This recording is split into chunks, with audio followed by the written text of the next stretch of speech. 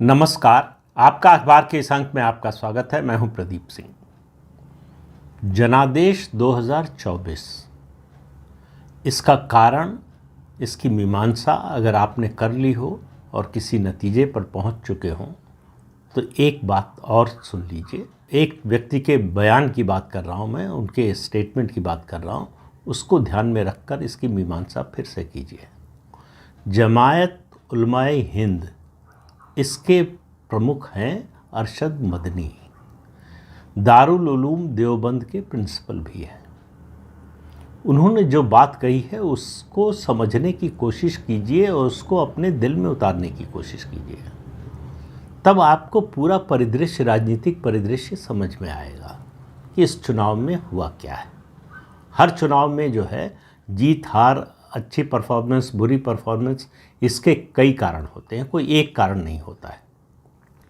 लेकिन उनमें से एक प्रमुख कारण जिसकी ओर अरशद मदनी ने बड़ा साफ साफ इशारा किया है, बल्कि इस स्पष्ट रूप में कहा है। उन्होंने कहा कि ये जनादेश, ये 2024 का चुनाव भाजपा से मुसलमानों का बदला है। अब आप समझिए, ये भाषा राजनीतिक भाषा नहीं है, ये दो दुश्मनों के बीच की भाषा है। तो अरशद मदनी भाजपा को अपना दुश्मन मानते हैं, अपने समाज के ये नेता हैं और अपने समाज में ये जहर उगलते हैं। और ये जहर उगलने वाले अरशद मदनी ये कह रहे हैं कि इस देश ने नफ़रत और हिंसा की राजनीति को रिजेक्ट कर दिया है। उनकी आगे की बात सुनिए तो आपको और बात समझ में आएगी।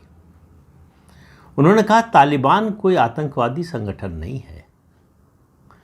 अगर सबजुगेशन यानी पराधीनता के खिलाफ लड़ना आतंकवाद है तो महात्मा गांधी और जवाहरलाल नेहरू भी आतंकवादी थे। उन्होंने कहा कि तालिबान ने देवबंदी आंदोलन से प्रेरणा ली है। और आपको अच्छी तरह से मालूम होगा, अगर थोड़ा भी आप खबरों में रहते हैं, अखबार पढ़ते हैं, सोशल मीडिया पर हैं, तो दुनिया भर में जितने आतंकवादी हैं, ख़ास तौर से बड़े आतंकवादी, उनका कोई ना कोई कनेक्शन देवबंद से है। इससे आप समझ लीजिए कि देवबंद क्या पैदा कर रहा है, किस तरह के लोग निकाल रहा है, किस तरह की विचारधारा है उसकी। और ये देवबंद के प्रिंसिपल खुलेआम बोल रहे हैं। और ये भी याद रखिए कि भारत के विभाजन का बीज जो बोया गया वो देवबंद से ही बोया गया। उसके आंदोलन की शुरुआत देवबंद से ही हुई। और जिन देवबंदियों ने भारत विभाजन का यानी पाकिस्तान की मांग की, वो भारत में ही रह गए, वो पाकिस्तान नहीं गए। और तो ये जो समाज में जहर उगलने का काम है, ये इनके जिम्मे है। इनकी वजह से मुसलमानों का एक बड़ा तबका बदनाम होता है और हिंदू और मुसलमान के बीच खाई और चौड़ी होती है। और यही उनका ब्रेड एंड बटर है। जिस दिन ये काम ये करना बंद कर देंगे, उस दिन इनके लिए जीना बड़ा मुश्किल हो जाएगा। इनके जीवन यापन का यही तरीका है, यही संबल है। लेकिन अब आप देखिए कि भारतीय जनता पार्टी और राष्ट्रीय स्वयंसेवक संघ किस तरह से धोखे में आता है। 2021 में यही अरशद मदनी सरसंघ चालक मोहन भागवत जी से मिलने गए। संघ की बड़ी प्रशंसा की, संघ बदल गया है, उनकी प्रशंसा की। तो मुझे तुलसीदास जी का एक दोहा याद आ गया, नमन नीच के अति दुखदाई, जिमि अंकुश धनु उरग बिलाई। यानी नीच का झुकना हमेशा दुखदाई होता, बहुत दुखदाई होता है। जैसे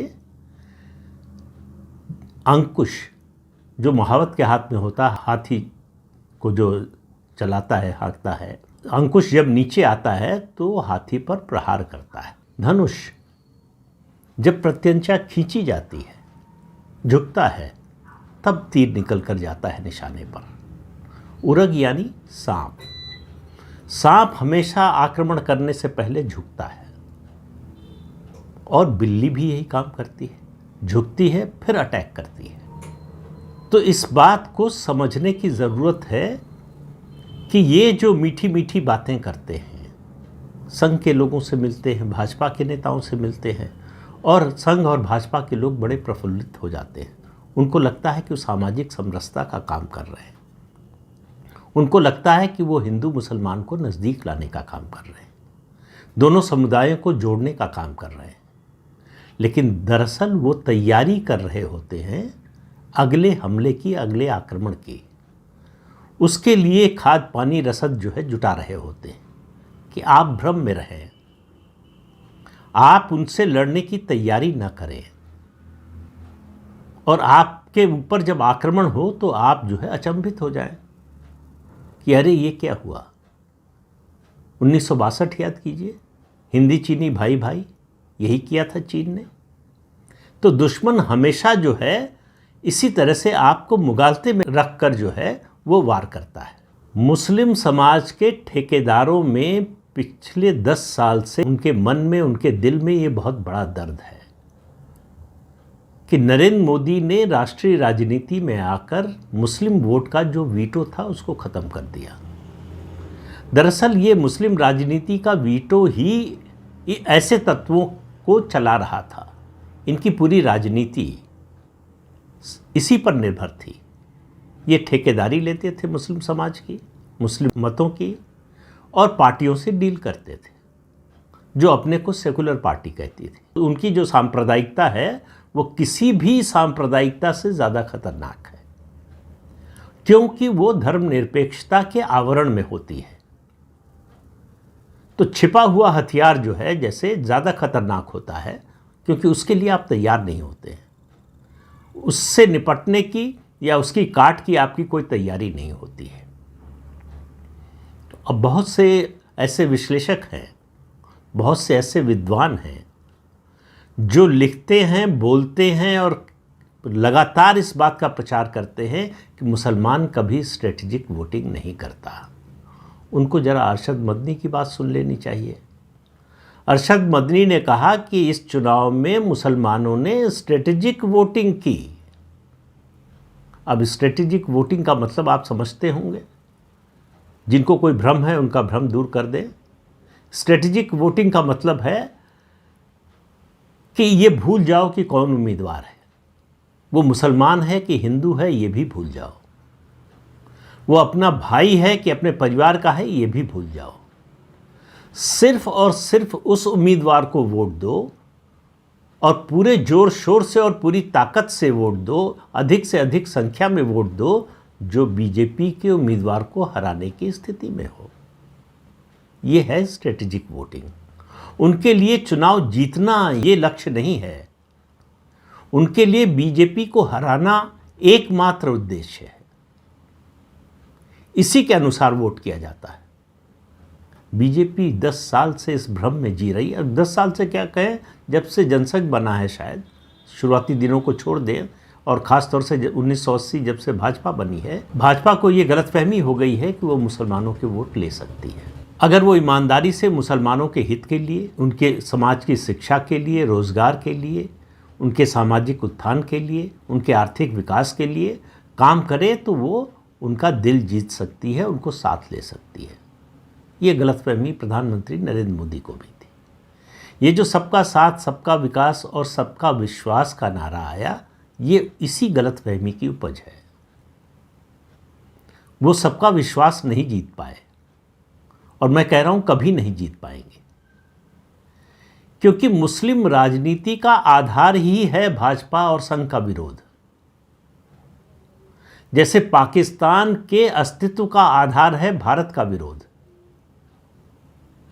जिस दिन पाकिस्तान भारत का विरोध छोड़ देगा, उसके अस्तित्व का कोई औचित्य नहीं रह जाएगा।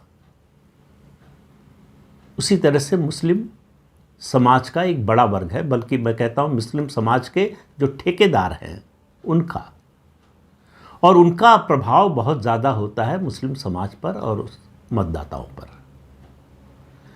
उस समाज का मतदाता उसी अनुसार, उसी डिक्टेट पर, उसी निर्देश पर वोट देता है जो ये ठेकेदार बताते हैं। ये ठेकेदार उनको अपनी बात से कन्विंस करने के लिए दीन को ले आते हैं, इस्लाम को ले आते हैं कि अगर ऐसा नहीं किया तो इस्लाम खतरे में पड़ जाएगा। तो मुसलमान के लिए दीन से बड़ा, यानी मजहब से बड़ा कुछ भी नहीं है। अपना परिवार भी नहीं है, अपना भाई भी नहीं है, अपनी बहन भी नहीं है, माँ बाप भी नहीं है। तो भारतीय जनता पार्टी क्या चीज़ है? ये बात भारतीय जनता पार्टी बार बार धोखा खाने के बाद भी समझने को तैयार नहीं है। तो क्या करें? बहुत से लोग इसका अर्थ निकालते हैं कि मुसलमानों के खिलाफ कोई युद्ध छेड़ देना चाहिए या कोई आक्रामक जो है वो अभियान चलाना चाहिए। इस सब की ज़रूरत नहीं है। मुसलमान को आप इग्नोर कीजिए, जो आपके साथ हैं उनका विश्वास जीतिए। आप उनका विश्वास जीतने की कोशिश करते रहते हैं जो आपके साथ नहीं हैं और कभी नहीं होंगे। लेकिन आपके साथ जो हैं उनकी आप परवाह नहीं करते। आपकी कमजोरी, आपकी समस्या यहां पर है। आप कई बार ऐसे काम करते हैं जो आपका जो कोर वोटर है, जो कोर समर्थक वर्ग है, उसको चिढ़ाने वाला होता है। मैं उदाहरण बहुत सारे दे सकता हूं, लेकिन देना नहीं चाहते, उसका शायद पता नहीं किस तरह का असर हो। कुछ लोग उसको व्यक्तिगत रूप से भी ले लेते हैं। भाजपा के बड़े नेताओं की भी बात कर रहा हूं। उनका भी जो सार्वजनिक आचरण है, बल्कि कहूँ सार्वजनिक आचरण से मेरा मतलब है कि ये मुस्लिम प्रेम जो है, तो मुस्लिम प्रेम होने में कोई बुराई नहीं है, लेकिन उसका जिस तरह से प्रदर्शन किया जाता है ट्रॉफी की तरह, समस्या वहाँ है।